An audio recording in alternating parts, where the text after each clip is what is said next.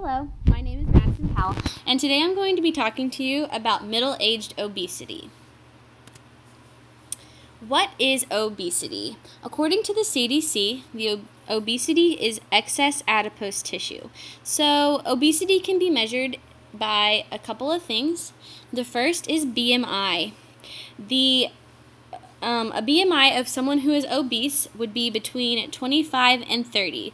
There are 3 additional categories which range from slightly over obese to severe obesity. The first one is 30 to 35. The next is 35 to 40. And the most severe is 40 or more. Another way to measure obesity is by body fat percentage. So men tend to have a body fat percentage of 25% and women 32%. If you look at these graphs to the right, you can see that at the very top that the essential fat that women need is 10 to 13% and men is 2 to 5%. So athletes tend to have a little bit more than that. And the average is about twice what we essentially need. Obese people tend to have about 3 times that body fat percentage. So in America, the current rate among adults is 33.4%. So 33.4% of Americans are obese. Oklahoma rates 8th among the United States in obesity. Americans middle-aged, which is ages 45 to 64, make up 40.4%. So 40.4% of Americans middle-aged are obese. The black community shows that 35.4% are obese. The white community, 32.5%, Latino, 33.9%, and men tend to be a little bit more obese at 33.1%, and women at 31.4%. So, what can cause obesity? The first and most important cause of obesity is the imbalance of calories in and calories out. So, pretty much, if you eat more calories than what you're burning daily, it can cause weight gain. This also trails with a bad diet. So diets high in fat and sugar, cholesterol, bad cholesterols can also cause obesity. Inactivity is the next part, which goes along with our calories in and calories out. So sedentary lifestyles tend to result in obesity. Hormonal changes are another reason for obesity. As people age, their metabolisms tend to slow, and it makes it easier to gain weight. From what I read, this doesn't necessarily cause weight gain. So slowing of metabolism doesn't cause weight gain, but the continuance of eating unhealthy can make it easier to gain weight. So the next thing is genetics and the way the body processes food and breaks down energy, and then also pre-existing diseases like Cushing's, polycystic ovarian syndrome, and hyperthyroidism, as well as a few others. So what diseases are caused by obesity? Well, there are several. A couple of them I'm going to go into more extent. The first one is hypertension. There's also diabetes. Obesity affects muscle and joint health, as well as cholesterol levels. There's other things like gallstones, fatty liver disease, and things like that. So the first one is hypertension, which means high blood pressure. So in 2012, the cardiovascular diseases were the leading cause of death. And hypertension is caused by the buildup of plaque in your arteries. So cholesterol sticks to the wall of your arteries and makes it difficult for blood to move through smoothly. Body fat is directly proportional to stress on the heart. So the more fat you have, the more cholesterol you have building up, the more stress that is on your heart. And it causes thickening in the ventricle walls of your heart, which leads to stroke and CHD, or coronary heart disease. The next one I'm going to talk about is diabetes, or insulin resistance. So in cases of diabetes, sugar builds up in your blood, and your body doesn't produce or doesn't react to insulin, and so it can't help that sugar go from your cells and turn into energy, basically. So it increases the level of the fatty acids that are circulating because the cells can't gather that up. And that causes inflammation as well as several other problems. And obesity is, type 2 diabetes is most common in obesity.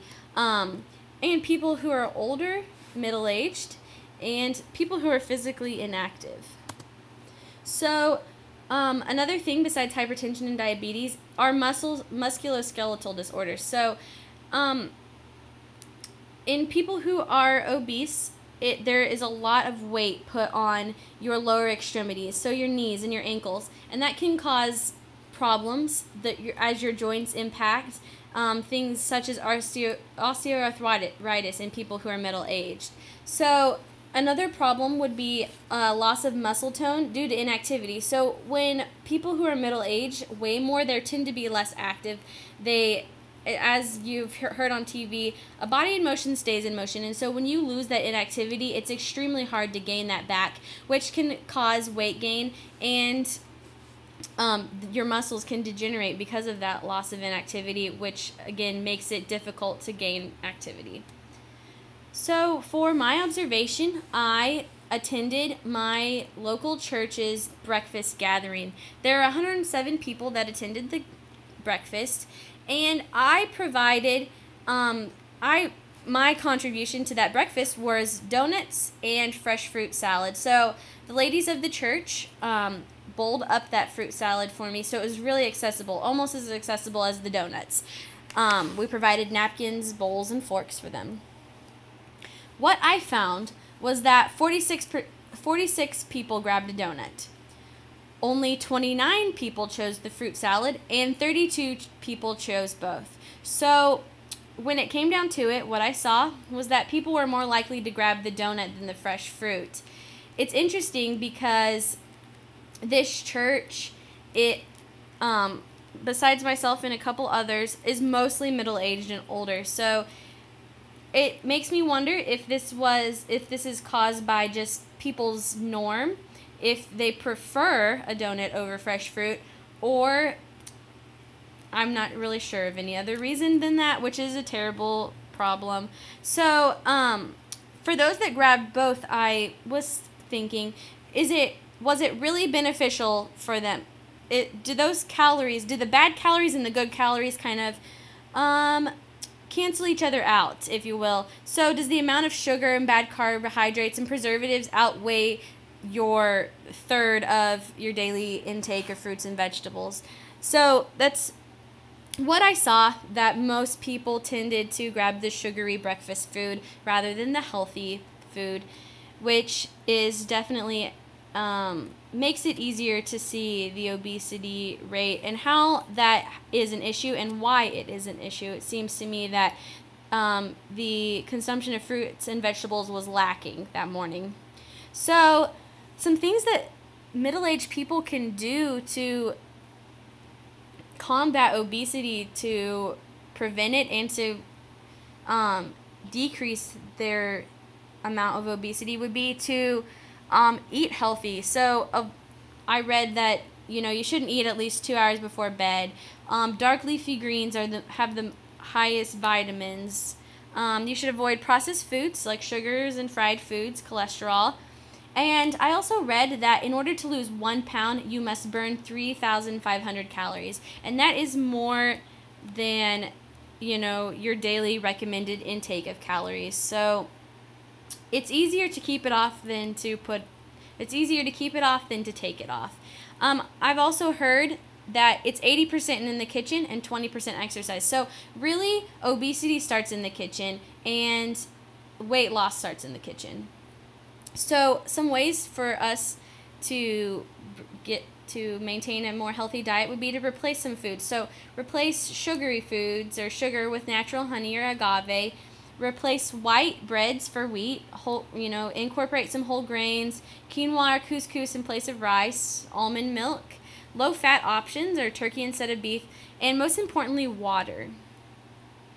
So another way to combat obesity and to encourage healthy living in people of middle age is to exercise. They say that you should have 150 minutes a week, so 20 to 30 minutes a day of moderate exercise, and you should reach 60 to 70% of your maximum heart rate.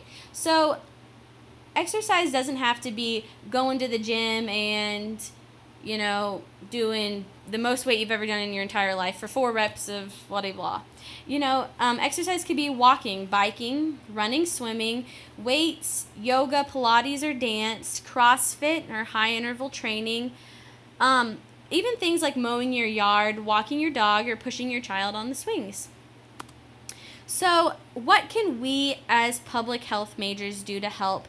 I think a really important thing is maybe a health fair that would include classes like exercise and cooking. I think the problem in my small community is that people are uneducated. They don't know how to cook healthy meals. They don't know what foods are healthy. You know, it says there's 0 trans fat, but, you know, what does that mean? That means that they replaced that with something else that's worse. I don't know. Like, it's important for us to educate, like we've all talked about. And so educating this age group, I think, is really important, as most of them probably grew up on meat and potatoes and extra gravy and butter on their toast at dinner. And so I think that just, you know, having encouragement and education is important. You know, sugary foods can damage your teeth, and you know, the things that obesity can cause. I think that it's important that we be straight up with people, and that for them to know that obesity causes muscle degeneration and heart disease and heart attack and things like that. So classes on those type of things, as well as exercise and cooking, would be good too. You know, things that middle-aged people can do exercise-wise. You know, 5-pound weights lifting above their head. Yoga is great. My grandma is 80 years old and she goes to yoga on Thursday nights. Walking up, taking the stairs, or parking far out at the grocery store, even things like that. So the most important thing, straying away from middle age, is to start young, to teach our children the values of healthy eating and exercise. When I was in grade school, we had a program where the teachers would introduce a new fruit or vegetable every week, and we'd learn about that fruit or vegetable, what kind of vitamins it has, and what good things it's for us. And also we'd have the jump rope being at school, jump rope for heart, and things like that. So those types of things I think are great, because if it becomes a habit, it's more likely to be carried into adulthood. Children who enjoy exercising and eating colorful, healthy fruits and vegetables full of nutrients are more likely to carry on those things when they're adults, and then teach their children. So in conclusion, an apple a day is still 6 to 7 servings short of your recommended daily amounts of fruits and vegetables. So education is in exercise and healthy eating is very important, so that we can teach our communities about how to be successful and healthy. And so it's very important that we make sure that we're continuing to exercise and watching what we eat. The real question is, you know, what are we doing to ourselves to prevent obesity in middle age and prevent all of these diseases caused by being overweight? So I encourage all of you and challenge all of you to start now. Start weighing the benefits and the risks of weight gain, and get in your community and see what you can do. Thank you.